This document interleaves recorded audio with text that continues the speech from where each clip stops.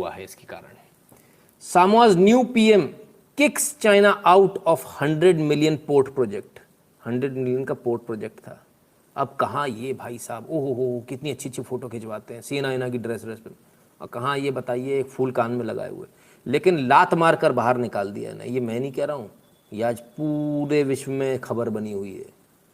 100 million का port project था, Samoa ने इनको लात मारकर चाइना को बाहर कर दिया। अब आखिर ऐसी क्या बात हो गई कि सामोआ ने इनको लात मारकर बाहर कर दिया? कुछ तो रीज़न होगा। ऐसा क्या रीज़न? एक छोटा सा वीडियो देखिए, आपको शायद रीज़न समझ में आए।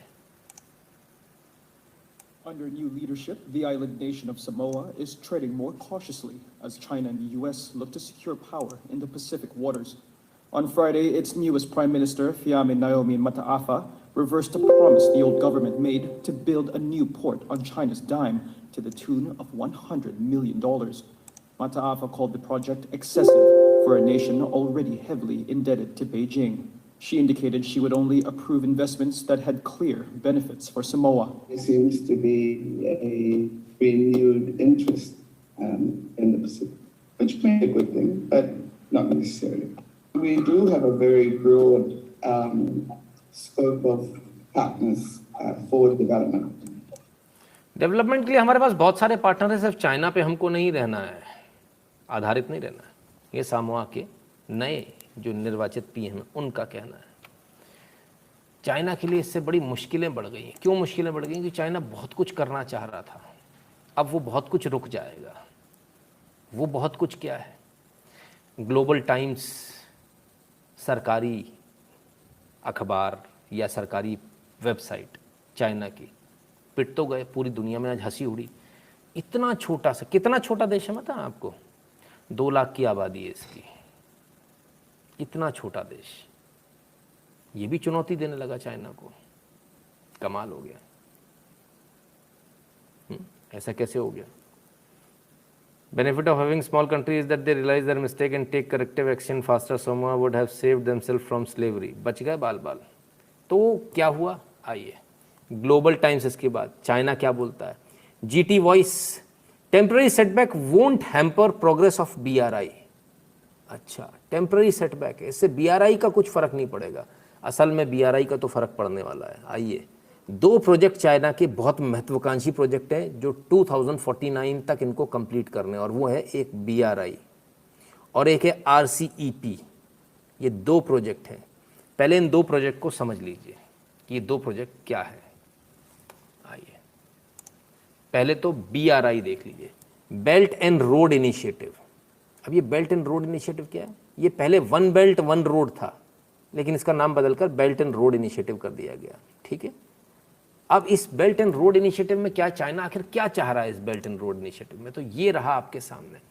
ये चाइना का महत्वाकांक्षी प्लान है जिसमें बेल्ट एंड रोड इनिशिएटिव है इसका। ये बेल्ट है और ये रोड है।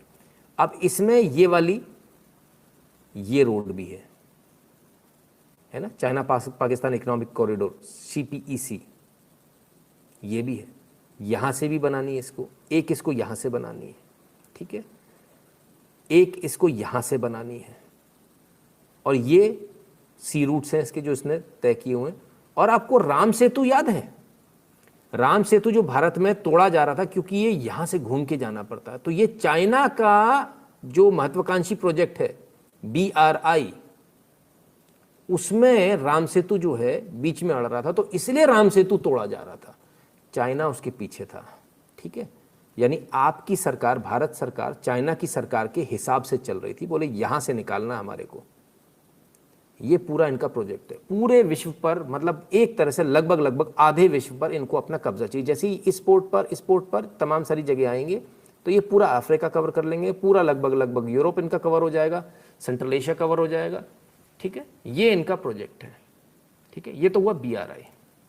हम इसमें कुछ और अच्छे तरीके से आपको समझा देते हैं। ये देखिए, ये कुछ इस तरह से जाएगा, जो इनके मेन जो पोर्ट्स हैं वहाँ से जाएगा, जो मेन इनके प्रोडक्शन इंडस्ट्रियल हाउसेज है वहाँ से, जहाँ इंडस्ट्रीज मेन है। और कहाँ तक? जर्मनी तक जा रहा है, नीदरलैंड्स और जर्मनी तक जा रही है रोड, मॉस्को होती हुई, कजाकिस्तान होती हुई। ठीक है, और यहाँ से रोड इधर जा रही है। और ये इटली, ग्रीस, इजिप्ट, यानी जर्मनी इटली पूरा कवर हो गया, ये इधर इजिप्ट कवर हो गया, इधर आपका केन्या यानी साउथ अफ्रीका कवर हो गया। भारत को कवर करते हुए श्रीलंका, फिलीपींस, वियतनाम, मलेशिया, ये पूरा कवर करना, इनका पर्पज़ ये है। ठीक है, तो हमारे लोग किसके हिसाब से काम कर रहे थे? हमारे लोग उनके हिसाब से काम कर रहे थे जो चाइना चाह रहा है। अब जो इनका नया जो प्रोजेक्ट बना वो ये बना, जब ये राम सेतु तोड़ने से मना कर दिया तब ये प्रोजेक्ट बना नया। अब इतना लंबा हो गया रास्ता, पहले कितना इजी था ना, यहाँ से आके सीधे इधर घुस जा रहे थे, इधर घुस जा रहे थे। अब लंबा हो गया। ठीक है, नकुल वर्मा जी, जय श्री राम भैया। तो समझ में आया आपको हमारी सरकारें कैसे काम कर रही थी? ठीक है, ये है वो नक्शा जिस पर हमारी सरकारें काम कर रही थी। ठीक, अब आते हैं, आपको RCEP की बात भी तो रह गई, रीजनल कॉम्प्रिहेंसिव इकोनॉमिक पार्टनरशिप। अब ये कहने को पार्टनरशिप है, असल में चाइना क्या चाह रहा है? असल में चाइना जो चाह रहा वो ये रहा आपके सामने, ये है RCEP। BRI, दो प्रोजेक्ट हैं, BRI और RCEP। ये RCEP है। चाइना इस पूरे RCEP को कवर करना चाह रहा है। रीजनल इकोनॉमिक पार्टनरशिप के नाम से जो बताया जा रहा है वो असल में ऑस्ट्रेलिया, न्यूजीलैंड, ये छोटे छोटे तमाम सारे देश हैं, Indonesia, Philippines, Vietnam, Cambodia, Brunei, Malaysia, Singapore, Myanmar, Thailand, इन सबको कवर, साउथ कोरिया, जापान, सबको कवर करना चाह रहा है। ये चाह रहा है मेरा प्रभुत्व जो है इस पूरे में हो। अब इस पूरे में प्रभुत्व कैसे हो? कहा तो इसको बिजनेस जा रहा है, पर ये बिजनेस है नहीं। क्यों नहीं है? ज़रा इसको देखिए। आइए, ये रहा ऑस्ट्रेलिया, ये रहा सामोआ और अमेरिकन सामोआ। इसको समोसा मत समझ लेना आप। ठीक है, इसमें इन्वेस्टमेंट जो है उन्होंने मना कर दिया। क्यों मना कर दिया? उसका रीज़न है। आइए पहले हम देखते हैं, वर्ल्ड मैप को देख लें। ये रहा वर्ल्ड मैप, ये रहा चाइना, ये रहा मंगोलिया, ये रहा रशिया चाइना के ऊपर। ठीक है, और ये आ गए आप साउथ चाइना सी में। ठीक, अब साउथ चाइना सी में अपनी दादागिरी दिखा रहा है। ऑस्ट्रेलिया से इसके संबंध फिलहाल चाइना के बिगड़ चुके हैं। ठीक है, न्यूजीलैंड ऑस्ट्रेलिया के साथ खड़ा हो जाता है। ये सारे जो Indonesia, Philippines, Vietnam, Malaysia, Thailand, ये सारे लोग भी अब इसके साथ ही खड़े हैं, यानी भारत के साथ खड़े हैं। भारत ये रहा बगल में। ठीक है, ये सारे लोग यहाँ खड़े हैं। अब आप मज़े की बात ये देखिए, जापान ऑलरेडी चाइना के अगेंस्ट में है, साउथ कोरिया चाइना के अगेंस्ट में है, म्यांमार ऑलरेडी इससे झगड़ा चल रहा है, थाईलैंड, वियतनाम का इससे झगड़ा चल रहा है, फिलीपींस का इससे झगड़ा। फिलीपींस में तो खैर आप भारत की मिसाइल है। अब इस पूरे मैटर को जरा समझिए क्यों है। और ये जो जगह आपको दिख रही है ना खाली, अब इसको बड़ा करते हैं। ये क्या है? आइए, ये है साउमा। इतना छोटा सा, एक छोटा सा द्वीप है, और ये है अमेरिकन साउमा। ठीक है, पर्पस क्या था? पर्पस ये था कि यहां पोर्ट बनाने के नाम पर अपने जो नेवल पोर्ट है उसको डेवलप किया जाए, ठीक वैसा ही जैसा भारत ने किया है। भारत ने कहाँ किया है? भारत ने भी तो कहीं किया है। भारत ने भी तो कहीं किया होगा। वो कहाँ किया होगा वो भी देख लें। भारत ने यहाँ किया है, चाबार पर भारत ने पोर्ट यहाँ बना लिया है। ठीक है, क्यों बना लिया? क्योंकि हमारे पास स्ट्रेटेजिक पोजीशन अफगानिस्तान के लिए और पाकिस्तान को घेरने के लिए क्या थी? अब ऐसे समझ जाइए, ध्यान रखिएगा। ग्वादार का ये ग्वादार पोर्ट है ईरान का। हमारे पास स्ट्रेटेजिक पोजीशन यहाँ से अपनी सेना को मूव करने के लिए अफगानिस्तान के लिए यहाँ से आ जाती है। POK से लेकर हम यहाँ से आ जाते हैं, और तजाकिस्तान हमने आपको बताया था। ठीक है ना, वहाँ से हमारे पास में एयरफोर्स का बेस है। नहीं, एक बेस हमारे पास ये है, एक बेस हमारे पास में, बाकी पूरा भारत इधर है ही। ठीक है ना, यदि तुर्कमेनिस्तान में एक बेस और हो जाता है जिसके लिए, या ईरान में हमारे पास एक और बेस यहाँ हो जाता, तो स्ट्रैटेजिक पोजीशन भारत की बहुत अच्छी हो जाएगी। यानी पाकिस्तान और अफगानिस्तान दोनों ही बिल्कुल भारत के कब्जे में ऑलमोस्ट आ जाएंगे। तो भारत ऐसा प्रयास करे तो चाइना क्यों पीछे रहेगा? तो चाइना ने सोचा यार हम भी बहते पानी में हाथ धो लें। वो कहते हैं ना, बहती गंगा में हाथ धो लें, है ना। Sir, it seems Biden is acting lazy, wonder why they left Afghan, China might try to use Taliban against India. हाँ बिल्कुल, वो तो होगा ही होगा, है ना। इसीलिए इंडिया के खिलाफ वो यूज़ करेगा, इसीलिए इस बेवकूफ़ ने छोड़ा है। ठीक है, आइए, ये रहा अमेरिकन समूह और इसके बगल से ये समूह। ठीक है, ये रहा। अब ज़रा देखें इसकी स्ट्रैटेजिक पोजीशन देख लें आप। बेसिकली क्या, ऑस्ट्रेलिया जो है चाइना को बार बार चैलेंज कर रहा है, तो ये ऑस्ट्रेलिया को चेक करने के लिए ये इन्होंने यहाँ इसको बिठाया है सामोआ पे, ठीक है। लेकिन अब इसमें सक्सेसफुल नहीं हो पा रहे हैं, सक्सेसफुल नहीं हो पाए, ठीक है ना। तो बड़ी परेशानी रही, पोल खुल गई, कर नहीं पाए कुछ।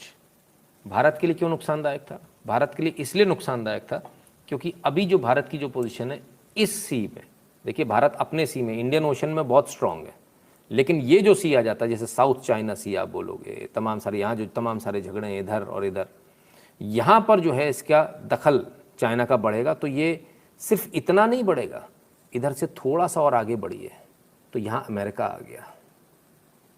अमेरिका ये बिल्कुल नहीं चाहता कि चाइना का कोई बेस ऐसी जगह बने जो अमेरिका और चाइना से जिसकी दूरी लगभग बराबर हो, ठीक है ना, क्लियर है। तो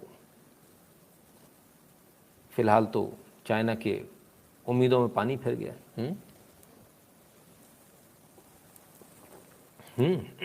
ठीक है। तो ये साउमा ने आज एक बहुत बड़ा काम करके दिखाया जो बहुत सारे बड़े बड़े देश नहीं कर पाते।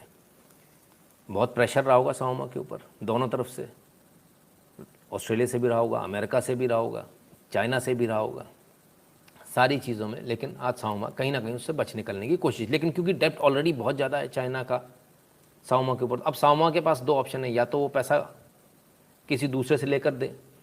साउमा ने आज एक इशारा और किया है, हमारे पास बहुत बायलैटरल बहुत बायलैटरल पार्टनर्स हैं, और इसके बाद भारत के पास एक बहुत सुनहरा मौका है। भारत अपने तलाश रहा है मौका जैसे भी करके साउमा तक पहुंचने की, और यदि भारत साउमा तक पहुंचता तो भारत की पोजीशन क्या हो जाएगी, ज़रा आप ये समझ लीजिए कि भारत एक तो यहाँ खड़ा होगा, और भारत ऑलरेडी इंडोनेशिया में यहाँ मौजूद है, फिलीपींस में ऑलरेडी भारत मौजूद है, ठीक है, इन दो जगहों पर भारत ऑलरेडी मौजूद है, श्रीलंका में चाइना मौजूद है, सब अपने अपने प्यादे लगा रहे हैं।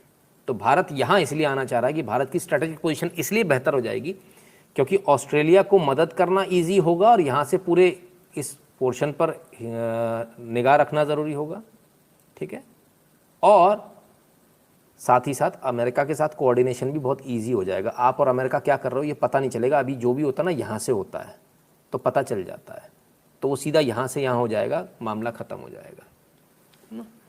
तो ये बहुत सारी स्ट्रैटेजिक पोजीशन भारत के लिए इसलिए बहुत अच्छी है। साउमा में भारत को इन्वेस्ट करना चाहिए, लेकिन वो तो पेट्रोल महंगा है, क्या करें, साउमा को पैसे कैसे दें, ठीक है। तो क्या करें, सामोआ, सॉरी नॉट साउमा, सामोआ, तो कैसे पैसे दें, तो पेट्रोल महंगा चलेगा क्या, भारत को बेस बढ़ाने दिया जाए।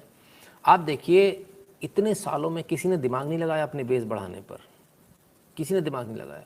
सबसे मज़े की बात तो ये है कि हमारे पास में एक पोर्ट था यहाँ पर, आइए पहले इस पोर्ट की बात करें। ये ग्वादर पोर्ट जो था ये पहले हमारे पास था, ठीक है ना, फिर ये पाकिस्तान के पास गया। तो अगर ये पोर्ट उस समय नेहरू जी ने नहीं दिया होता आज ये स्थिति नहीं होती। 70 सालों में हम बैठे रहे, हमने कभी दिमाग ही लगाया, रोटी पानी इन सब पागलपंताई में ही पड़े रहे। आप भारत की स्थिति देखिए, भारत की स्थिति कितनी अच्छी है, भारत यहाँ है, हमने इतने में तो यहाँ बेस बना लेने चाहिए थे, अपने यहाँ बेस बना लेने चाहिए थे, यमन और ओमान में हमने बेस बना लेने चाहिए थे, हमने यहाँ ईरान के अंदर अब जो बना है वो पहले ही बना लेना चाहिए था, ठीक है। ये तमाम सारी चीज़ों को हमको पहले ही कवर कर लेना, लेकिन हमारे पास मौका ही नहीं था। अब हो रहा है, तो हो रहा है तो पैसा तो लगेगा ना, तो पैसा तो आप ही को देना है, किसी और को तो देना नहीं है, ठीक है ना। तो उसके लिए आप तैयार हैं। तो चाइना सिर्फ यहाँ नहीं परेशान हो रहा, चाइना तिब्बत में भी अपनी हेकड़ी बढ़ाना चाह रहा है, तिब्बतियों से वफादारी की परीक्षा ले रहा चीन, हर परिवार से एक सदस्य को सेना में कर रहा शामिल। ज़बरदस्ती पीएलए जो है वो तिब्बतियों के हर परिवार में से एक तिब्बती को सेना में भर्ती कर रही है, यानी चीन की सेना जो है हर एक तिब्बती घर से एक तिब्बती आपको देना पड़ेगा सेना में भर्ती होने के लिए, यानी ये भी एक तरह का अब यहाँ कोई मानवाधिकार वाला नहीं आ रहा, यहाँ कोई बिंदी गैंग नहीं आ रही, कोई नहीं आ रहा है कहने की ये गलत हो रहा है। तो चीन अपने लिए बड़ा एग्रेसिव मोड में चीन चल रहा है। लोगों को लग रहा है ना चीन एग्रेसिव नहीं, बहुत एग्रेसिव मोड में चल रहा है। एग्रेसिव मोड में इसलिए भी चल रहा है, उसको लग रहा है शायद मेरा दुकानदारी ख़त्म होने वाली है। लेकिन बहरहाल जो भी है, अभी तो खेल शुरू हुआ है, शतरंज का एक खेल अभी शुरू हुआ, अभी तो समय लगेगा, अभी तो देखेंगे आगे क्या होता है ना। कुछ लोग, कोई सुदीन कोई था, उसको लेकर बड़े परेशान हो रहे थे। क्यों परेशान हो रहे हो आप लोग? जब हमने इग्नोर कर दिया, देखिए क्या होता है। ऐसा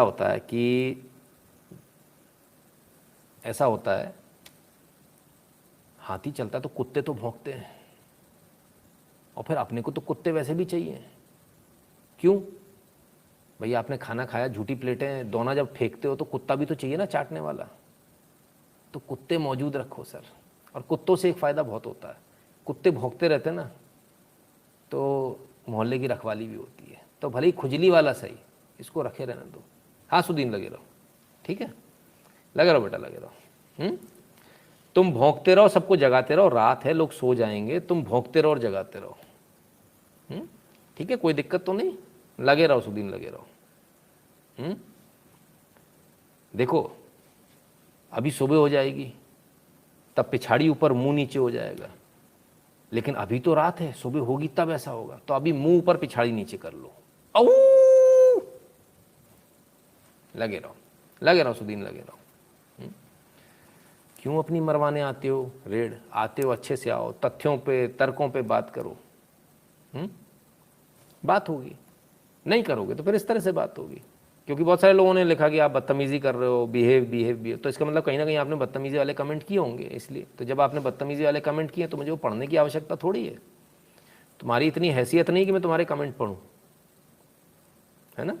पहले अपनी हैसियत, अपनी औकात उस बराबर बनाओ, है ना। और फिलहाल मुंह ऊपर रखो और वो नीचे। सुबह हो जाएगी तो उसको ऊपर कर लेना, मुंह नीचे कर लेना। ओके, ठीक है। देखो जैसा